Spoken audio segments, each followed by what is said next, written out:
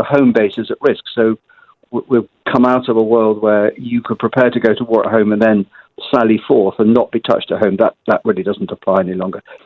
So I'd be doing a couple of things. The first thing is I would be reaching out to defence industry to refill my shelves with figuratively bombs and missiles, because I'll know I'm short of ammunition because I haven't needed to stockpile it for some time. I'd reach out to industry for spares, and I would refuel the services training coffers so they can get on and raise their individual and collective readiness. And that would get me going. And then I would need to do two things that are very important. One is I would need to hang on to some of the equipment that I've got now that I'm under the previous cuts I was going to lose. So I'd want to keep more and convert more Challenger 2 tanks to Challenger 3.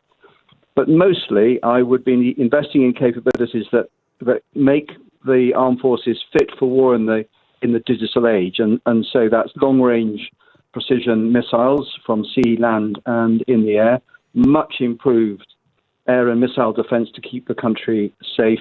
And just beyond that, rapid movement into converting the services into a mixture of manned, unmanned, and autonomous capability, because that's how we'd restore our edge and our resilience and our mass. And in your mind, then, would that be sufficient to be the deterrent that it would be intended to be, to put in the mind of the Kremlin and Russian commanders, look, given what we'd be up against, we're not even going to think about aggression against NATO, physical aggression against NATO? Yeah, so I think there's some things that we need to recognise we have to do nationally, and that's secure our skies from Russian aircraft and particularly missiles, and that's going to extend to hypersonic missiles. We need to do way, way more to protect the resilience of the country, so our digital infrastructure, the continuity of government when under attack, those things that were common during the Cold War when we last felt an existential threat need to be rebuilt. And then the crucial thing is to do the rest with NATO. The UK is only rich enough and big enough to defend itself in a collective arrangement with our partners in NATO.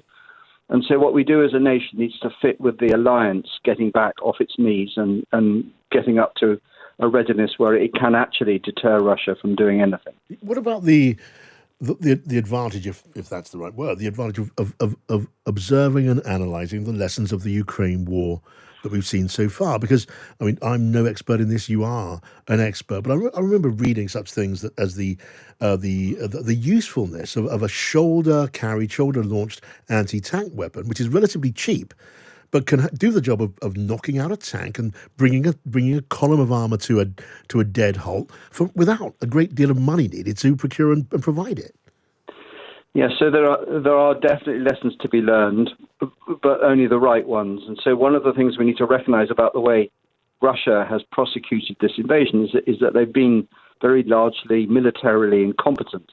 And so Ukrainian military, who have been far more agile and resilient and tough and well-equipped in some ways, have seriously dented Russian military ambition in a way that better prepared, better performing militaries, frankly, would have seen off.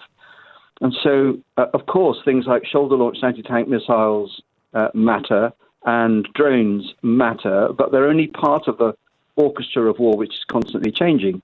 And there are really big lessons to learn first, such as this war is transparent, whether it's from space or from open source big data. We saw the Russians forming up on the Ukrainian border. We even knew they were topping up their blood banks from a range of sources. So there's no way that you can sneak up on another country now, and militaries in the future will have to operate knowing that they will be observed. Yes. And then the second thing is the growing dominance of these long-range and short-range precision missiles, but they're only part of the equation because they frankly don't exist in the numbers. They're too expensive to be the complete answer. And in this war in Ukraine, artillery is the king. And what about training? I listened to General Sanders earlier on today talking about the importance of training, specific training with Russia in mind as a potential enemy. How do you train then to fight Russia? And I say this knowing that Britain, among other NATO allies, played a big role in training Ukraine for the war they're fighting now.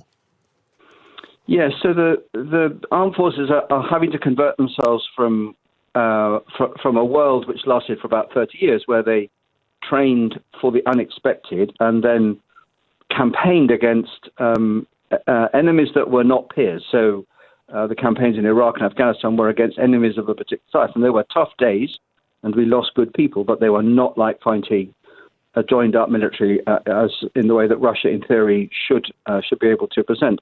So the Army, Navy, and Air Force are going to have to raise their game against a Russian benchmark, and then just behind that, they're going to have an eye on China, because China's role in the world going forward is going to be fundamentally important.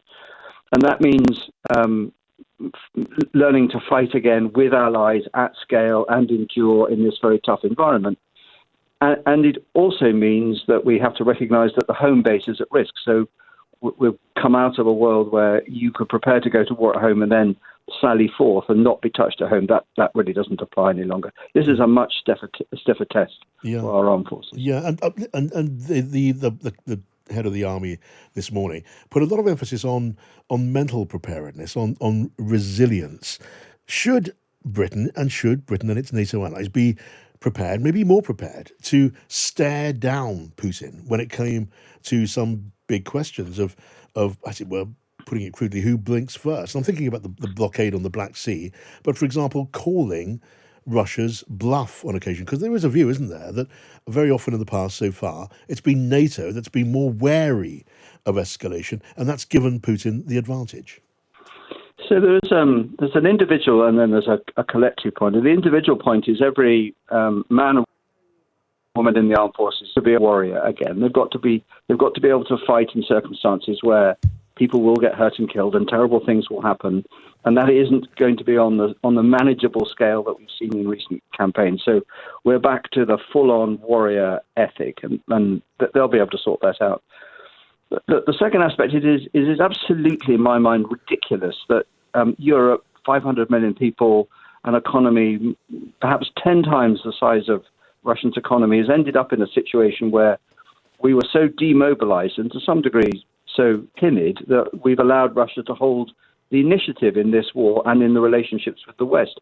And as we reset ourselves, and the NATO summit going on today is an important step towards that, we are going to be saying to Russia implicitly and explicitly, we are by far the bigger power here. Our collective power is massively greater than you could muster. So here are the terms for our future arrangement. And that would cause Russia, if they are thoughtful, and they generally are thoughtful when pressed, to act far more sensibly. And we need to be far more resilient in facing down empty rhetoric. All right, General Sir Richard Barrons, thanks for sharing your thoughts in our briefing room.